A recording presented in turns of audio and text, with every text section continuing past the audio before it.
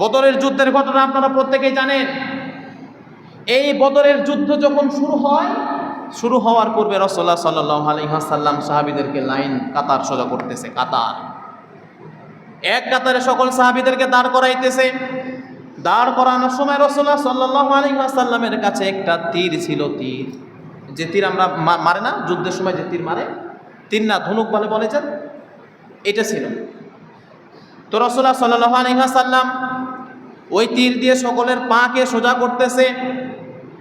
সোজা করতে করতে একজন ব্যক্তি আওসাদ গাজিয়া আল আনসারী রাদিয়াল্লাহু তাআলা আনহু নামক একজন ব্যক্তি, তিনি লাইনের বাইরে আছে। তখন রাসূলুল্লাহ সাল্লাল্লাহু আলাইহি ওয়াসাল্লাম তার হাতে যে তীর ছিল, এই তীর দ্বারা একটা গোতা দিয়েছে। গোতা দিয়ে বলতেছে যে তুমি লাইনের ভিতরে যাও, লাইনের ভিতরে যাও।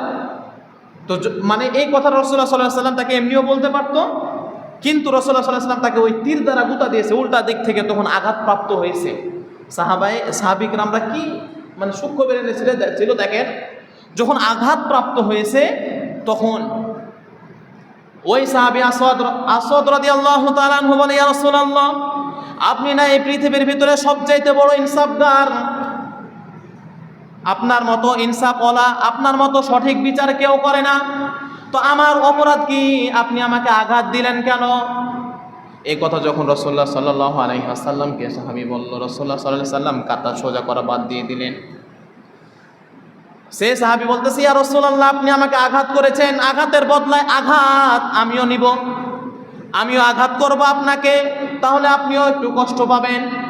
রাসূলুল্লাহ সাল্লাল্লাহু আলাইহি ওয়াসাল্লাম সঙ্গে সঙ্গে তার জামা মোবারক খুলে দিয়েছেন, বলতেছে, ধরো তুমি আমাকেও আঘাত করো। তখন ওই সাহাবী আসওয়াদ রাদিয়াল্লাহু তাআলা আনহু সঙ্গে সঙ্গে রাসূলুল্লাহ সাল্লাল্লাহু আলাইহি ওয়াসাল্লামকে জড়াইয়া ধরছে। জড়াইয়া ধরার পরে তিনি চুমা খাওয়া শুরু করেছে পেটের ভিতরে, কারণ খালি পেটে চুমা খাওয়া শুরু করেছে।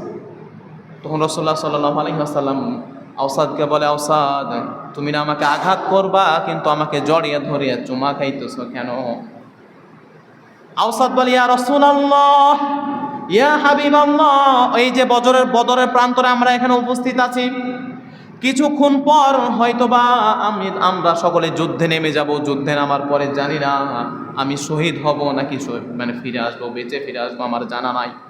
ইয়া রাসূলুল্লাহ, ইয়া হাবিবাল্লাহ, আমি যুদ্ধে যাওয়ার পরে যদি আমি শহীদ হয়ে যাই এবং এই শহীদটা যদি আমার কবুল না হয়, শুধুমাত্র তাই নয়, কিয়ামতের দিন যদি আমার কোনো আমলই আল্লাহ তাআলা কবুল না করে, আমি আল্লাহ তাআলার কাছে উঁচু গলায় বলতে পারবো, ইয়া আল্লাহ, আমার জীবনের শেষ মুহূর্তে কোনো আমল নাই, কিন্তু এমন একটা আমল আছে তোমার প্রিয় হাবিব জনাবে মুহাম্মদুর রাসূল সাল্লাল্লাহু আলাইহি ওয়াসাল্লামের, তোমার প্রিয় দোস্ত, তোমার প্রিয় হাবিবের আমি চামড়ার সাথে আমার এই ঠোঁট ঠেকাইছি, আল্লাহ তুমি এই ওসিলায় আমাকে মাফ করিয়া দাও।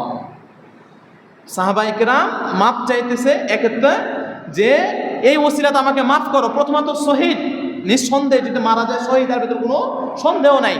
দ্বিতীয়ত, এই ঘটনাটা আমি আপনাদের সামনে এই কারণে বললাম, রাসূলুল্লাহ সাল্লাল্লাহু আলাইহি ওয়াসাল্লামের ইনসাফ আপনাদেরকে জানাইতে যাচ্ছি। দেখেন রাসূলুল্লাহ সাল্লাল্লাহু আলাইহি ওয়াসাল্লাম সমাজের ভিতরে ইনসাফ কিভাবে প্রতিষ্ঠিত করেছে।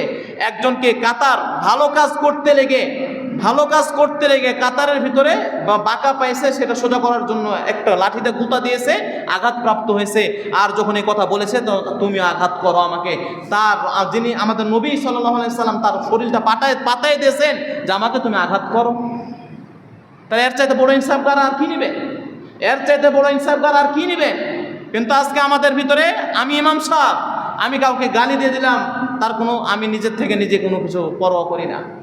আজকে আমি গ্রামের মুরল মাতাব্বর, আমি কাউকে দুই চার থাপ্পড় মেরে দিলাম বিনা অপরাধে, অপরাধ না। এইভাবে করে আমাদের সমাজের ভিতরে কোনো ইনসাফ প্রতিষ্ঠিত করা সম্ভব নয়। যদি আমরা সমাজের ভিতরে ইনসাফ প্রতিষ্ঠিত করতে চাই, তাহলে নিঃসন্দেহে কোরআন এবং হাদিসের বাইরে কোনো বিকল্প কোনো পথ নাই। উপস্থিতি